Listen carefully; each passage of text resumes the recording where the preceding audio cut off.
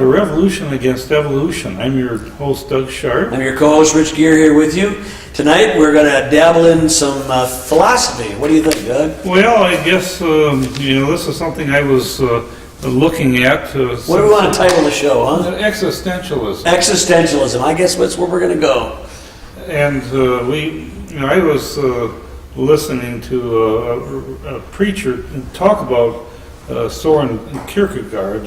He quoted him, and I thought some of his ideas were pertinent to his sermon. And I said, well, that raised a little red flag for me, and so I wanted. This was at your church or what? Well, this was on a tape that I was listening to. Oh, tape. Okay, all right. And it was, actually a preacher I respected quite a bit. So, but I think that there may be a blindness to some of the philosophical ideas that are part of what I term our postmodern culture, and the origins of it actually started with this guy. His name is Soren Kierkegaard. He's a Danish guy, and he lived in the 1840s. Yeah, his O has got like one of those slash things through it or something. Yeah, right, yeah. Yeah. So I'm not sure how to pronounce it. I know. We always say Soren, but it looks like an O. It's got a little slash. I'm not sure how you do it either. But yeah. But the thing is that what's interesting about Kierkegaard is he is by pretty much all existentialist or postmodern type thinking is attributed to the things that he had begun to explore back in his time, 1840s or so. And yet he himself was an actual Christian. So, and I think that's why preachers sometimes feel safe, or maybe they're intellectually good when they use him, they quote him. But he had some funny theological things. But more importantly for me, Doug, is how all these atheists ascribe credit to him as the basis for a lot of their thinking. Right, I think that's kind of interesting, because he would be. There's one little spot I was reading here earlier. I don't know where it's at exactly, but it was kind of interesting that he was talking about. Maybe it's here. It is, second page of this thing. I don't want to get too far afield, but it was basically the idea that Camus. They both did not like the idea of an imposed Christianity or an imposed thing, but to Kierkegaard, all authority was God, okay? And to Camus, there was no God, okay? Right. Yet they both used, and that's really how they got to an exact opposite thing, based on, they come at it from two different points. I'm trying to figure out, I started reading some of Kierkegaard's, when I've read some of his stuff, and I go, boy, I felt like I was in the middle of a Peanuts cartoon. Yeah. And the adults were talking. And all I hear is wah, wah, wah, wah, wah, wah. I'm going, wow. It's not that it can't be understood. It's just like, it feels like a lot of dancing around things that seem to be self-evident and other things that seem to be almost contradictory in the way it's presented. But I think maybe that's why the existentialists get so enamored of him, because the irrationality, what is it, the absurd is one of the big tenets. Right. The thing of absurdity. I've thought about this for years. Sartre, Camus before him, and a lot of these guys, they recognize that the world is irrational, or they Kant and Hegel. And basically, what's happened is that they're sons of the Enlightenment, or the Endarkenment. That's what we call the Endarkenment. Yeah. And what has happened is that they've embraced scientific thinking as being the ultimate. And I think the thing is, it's the physical world or the sensory experience is all that really is, right, and all that really matters. Quite frankly, Doug, you brought it up. We were talking about this earlier. We talked about the show before we're going on, but this kind of thinking has actually infected the church as well. Right. And I've always told people, none of us are exempt from our culture. When you lived in the time when the Roman way of doing business, you weren't exempt from being Romish. And when you were, other philosophies come up, those things are going to color the way you think. The trick is to say, why am I thinking this way? Rather than blindly or blithely accepting things that you're taking things for granted that really aren't necessarily biblically true. And what happens with the existentialists, in essence, is that it sort of manifests in this way in our culture. It's sort of like the people who say, well, that may be all right for you, but it may not be all right for me. Relativism. And so what it is that the importance is placed upon the individuals and his freedom to choose. And in some sense, that has actually helped save the modern church, because what has happened is that in spite of the scientific or the evolutionary materialism that's all around them, they have sort of determined that it doesn't, they know that it leads to absurdity. And yes. When it leads to absurdity, they can't live with it, and so they then take the leap of faith to follow Jesus Christ, even though it may not make sense scientifically to them. Well, this is because what I found out, Doug, is I remember years ago. This is kind of maybe a little esoteric for maybe the average audience, but I would deal with people and I'd say, for instance, if I could prove to you the gifts of the Holy Spirit, which had big controversy back in the 70s and 80s, if they did not exist for today, I'm talking to a Pentecostal. If I could prove to you biblically that they didn't, that they were meant to cease, and my answer, normally people would say, well, you can't do that. I said, that's not what I asked you. I said, if it could be proven biblically that these gifts had ceased, what would you do? The answer is you have to reject them. Right. But you see, your subjective reality won't allow you to even consider that kind of a possibility. You need to examine that. But conversely, the people who say, well, the gifts have ceased in the first century, okay? They're also based on their own personal experience. It's called, their doctrine is based on the experience of the Christians that lived during the day, that they weren't really functioning very much. This is kind of a little bit out there, but what I'm trying to get there is all of us have this tendency to basically ascribe all reality based on an ethnocentric focus. In other words, rather than a bibliocentric or a God-centric, we start from ourselves. That's very hard to not do that. This philosophy ties right into that, Doug. And it's very, very easy to go into this thing, but what at least the theological person has recognized that the absurdity of not having a rule maker, right, and yet recognizing rules. That's existentialism. That's where you line up. You line up and say, look, the world, everything's irrational, but I'm going to pretend there's rationality in it. Mm-hmm. That's why evolutionists are all like, well, if I say something that they disagree with, well, you're lying. I said, even if I was, why do you care? What does it matter? Why do you care so much that I believe in a theistic worldview? If there is no such thing, if it's all irrational, we're all a cosmic accident, which is what Darwinism is all about. Ultimately, it's a random, natural selection, just kind of willy-nilly goes in there. Granted, most of the literature tends to anthropomorphize a lot of natural selection processes. They put, it's designed, it looks like this, or it causes you to do that. Come on, this is part of the existential ridiculousness of it. The absurdity. I agree without a rule maker, things are absurd. The problem comes in, Doug, is that what they're tapping into is there are things in the world that do seem ridiculous, that don't seem, and Christians have had to argue and talk about this for years and years. Why is there bad things happening to good people? Why do irrational, crazy things happen? How do random things line up to do certain things? People say, well, it just turned out that way, but ultimately, all humanity recognizes certain truths. The Constitution said it. These truths we take to be self-evident.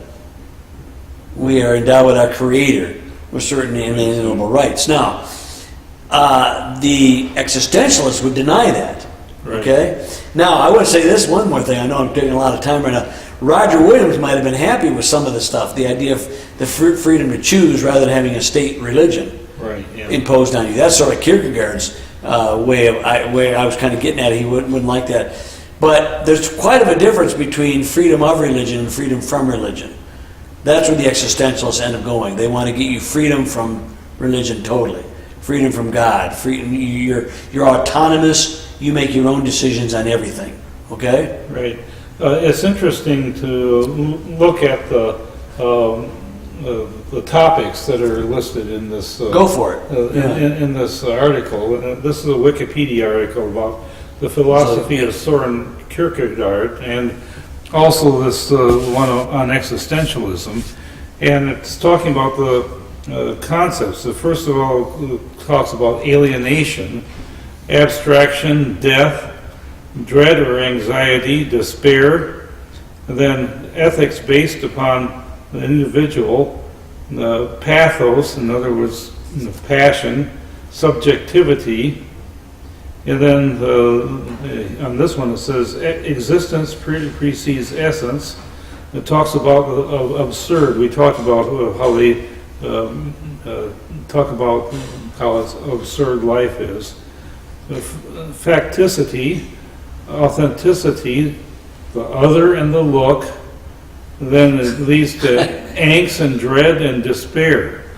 And it talks about how if you take existentialism to its logical conclusion, you get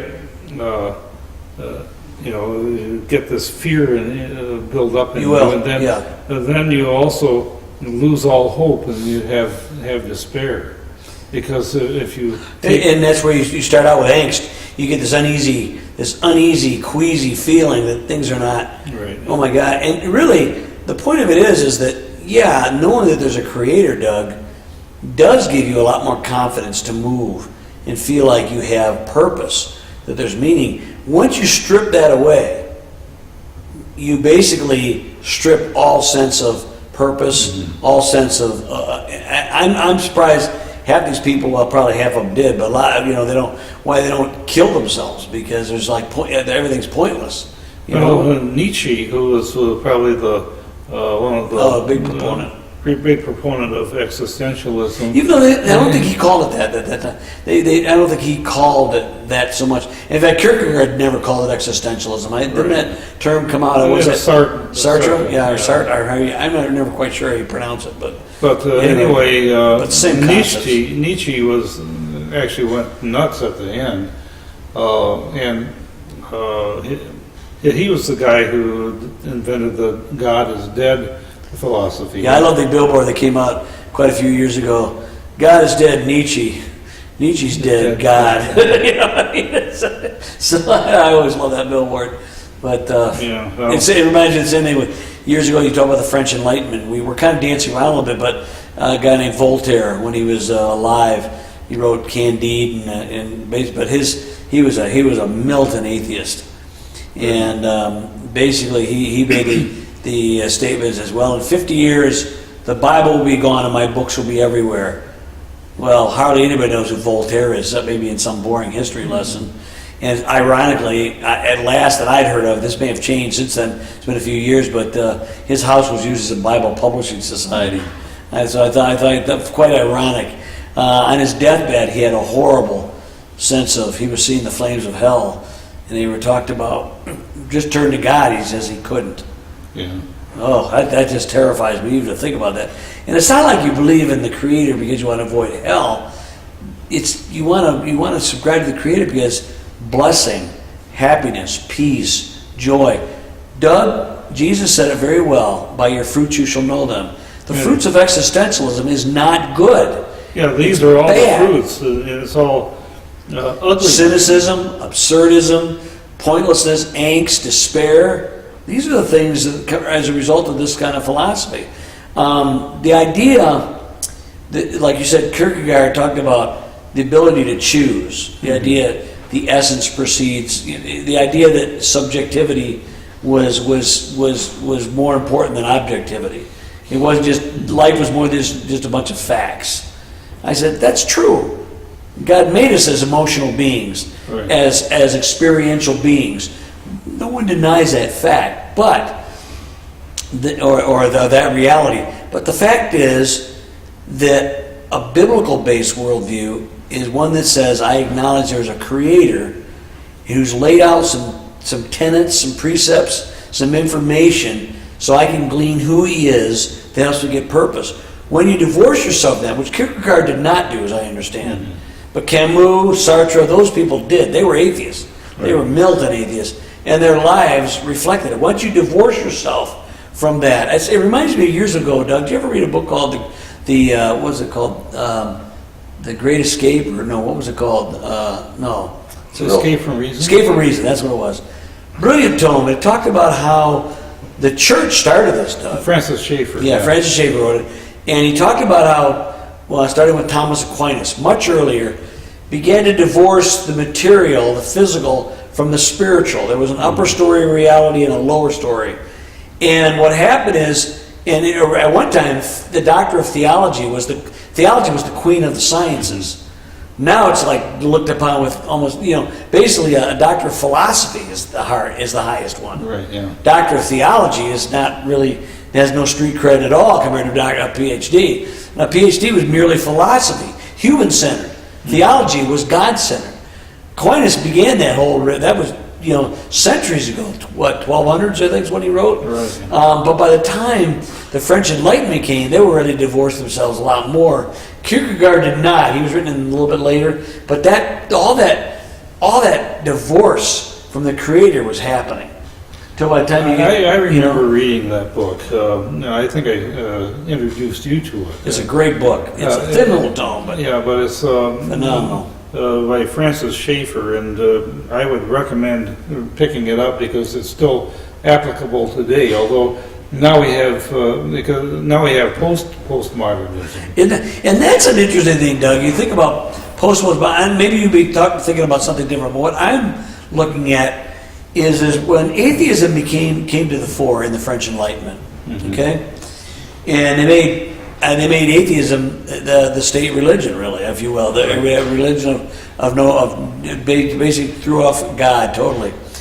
But in a few years, they brought back the Catholic Church because Napoleon said people cannot live without a reason for the rules.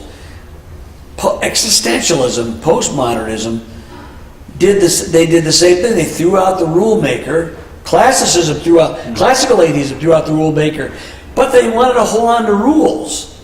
Right. Postmodernism threw out the rules, and now we've retreated back to almost, they call it postmodernism, but to me it's more like classical atheism, where you basically are saying you can't lie, even though there's no basis for why lying is bad. Yeah, right. There's no outside, it's all consensus. When that happens, Doug, we've talked about this many times when you're dealing with philosophy, when you're dealing with no arbiter of morality, then each person makes it up for himself. By the way, that's what existentialism is all about. Making things up for yourself is actually the point of this whole exercise. Point of the exercise. Because and I'm even applying this to creationists who are building models of creation models. Because, what we have with, and I see that as a problem, because if you're wrong, well, you're wrong. Right. Because you have a lot of responsibility when you're actually proposing something brand new that hasn't been actually verified by Scripture, but you're basing your new philosophy upon certain pieces of physical evidence that may or may not have the right interpretation that goes along with it. And we'll go farther than that, even things that do seem to have scriptural basis or a possibility, at least it's not contradictory to Scripture. Right. But you cannot hold on to those things as though that's the be-all and end-all of everything. Yeah. Russell Humphreys says that you want to hold on to models loosely, but Scripture tightly. Yes, and that's probably one of the reasons why I like his theories as much as anything, because that seems to be where his mindset is. Whether he always lives up to it or not, we're human. We fail. But that when you start with that attitude, I think you get closer to what might be right. At least, as I tell people this, I've used this analogy over the years. Many times people come up and say, the Bible contradicts itself. And I'll ask them, well, what are you talking about? Right. Most of the time they have no idea what, they just, because they've heard somebody say it. Oh, so there again, they're justifying their own personal thing. But I say, well, let me show you some things that people have talked about as contradictions. Okay. Yeah. Okay? And one of them is the 4 different stories of the resurrection and the people at the tomb. Okay? And the reality is there's all kinds of arguments to say why these are contradictory, but there's also a very good line to show you why it's not. And I'm going, none of us are there. I'm not even saying my explanation is the right one. But if there's a reasonable explanation, let's be reasonable. The Bible has shown itself in so many ways to be reasonable. It builds faith. We can build a life on it. But more importantly, now we're getting down to the subjective a little bit. When Jesus said, "By the fruits you shall know them," Right. I think that's the way it is. When you look at the fruits of existentialism, it's rotten. Okay, by any stretch of the imagination. As I say, when you see people who are despairing, anxiety-ridden, feeling life is meaningless, purposeless, all those things do not make for a better human experience. But if you see love, joy, peace, patience, kindness, long-suffering, these are things that, yeah. Yeah, Galatians 5:22. Galatians 5:22 and 5:23. Fruits of the Holy Spirit. And that's the whole ultimate foundation upon which we as Christians have, is that we have this relationship that we have with Jesus. So there is a supernatural element that comes alongside of us. And even though we can be distracted and off the path, there is a way that God himself, if we've entrusted our lives to him, will bring us back on the correct path and put us in his grace and favor. There is one thing I would like to present to the audience. We're not saying that if you believe in God, that everything's going to be great, and that there aren't absurd things that happen. Right. We're not saying that bad things don't happen to good people. We're not saying that things happen in this world that make no sense on a surface way. Maybe down the road they might make sense, but even if they don't, the fact of the matter is, we as creationists understand that we do live in a broken world. Right. It's not a world that's the way the Creator made it fully. Although saying that, the Bible is very clear that we can see evidences of the Creator's hand in the creation. Broken as it is, fallen as we are, we can still see the handiwork of God. When I see the smile of a newborn baby, I see love, love's first kiss, Doug, when you see just happiness, fellowship for friends, when you see new growth, and there's so many good things, even in this broken world. But we must acknowledge that the world is broken. The Scripture is very clear that the world was subjected to futility because of a curse, because of a fall, because of disobedience of the first human pair. But it was subjected into futility with hope. Right. This is the thing Doug was getting at. This is why we can have love and joy and patience. This is why we can look out for the other guy, be altruistic, Doug. Remember what's the world's expression? No good deed goes unpunished. Right? And it starts with faith of being like the whole act of giving. I know what I'm saying is, that said, no deed, that's the world's way of looking at it. With the Lord, he says, everything you do in secret or whatever, your Father sees. He sees every little hair that falls off your head. He knows everything that goes on. This makes the theater of the absurd, which is what the existentialism is really about, absurd. Okay? What contradicts the existentialist idea is the fact that there is meaning, that there is purpose, and there is hope in this world, and to be able to understand that there is that kind of goodness that comes from God, you have to experience it, even though in a certain extent sometimes the experiences may seem to the rest of the world as being absurd. You see, that's why I always feel like Kierkegaard is sort of an anomaly, because he was a theist. He believed in God. But he started with the idea of free will or personal autonomy. Experience kind of dictates. Well, he was ultimate Arminian. Yeah, maybe that's what it was. The ultimate Arminian, you know? And so... And maybe his philosophy was actually a reaction to Calvinism. Do you have anything to say about some of these other philosophers, Rich? No, but I will say, not a lot. I know that Dostoevsky was influenced by this kind of thinking. We talked about Hegel, and of course Marx. Marx was much more confrontational. He was a militant guy. Yeah, militant guy. Where Kierkegaard was more about the inner experience. Okay, but the thing but all of these guys later on were influenced by Darwin. A lot of them were. Kierkegaard was actually earlier than Darwin. Right. When Darwin, he said, I thought the Great Divorce. When he did that, that's still a line from C.S. Lewis, but the Great Divorce, when Darwin basically came up with an idea of how things could have happened independently of a creator. It had that appearance, that illusion, I believe, of very similar to the lateness of truth. To most people, they were ready to reject. So then other people who started going from the subjective began to do it without the creative, without the creator in mind. So many of them, Nietzsche, Marx dedicated the book to Darwin, Right. and but you had Hitler, but even Sartre, all these people were all ardent Darwinists. Okay, they just were, and they were also atheists. Well, that's about it from my side. In any event, I don't think that existentialism really offers anything for any kind of philosophy that makes any sense. So I hope you enjoyed our show about existentialism. We'll see you next time on Revolution Against Evolution.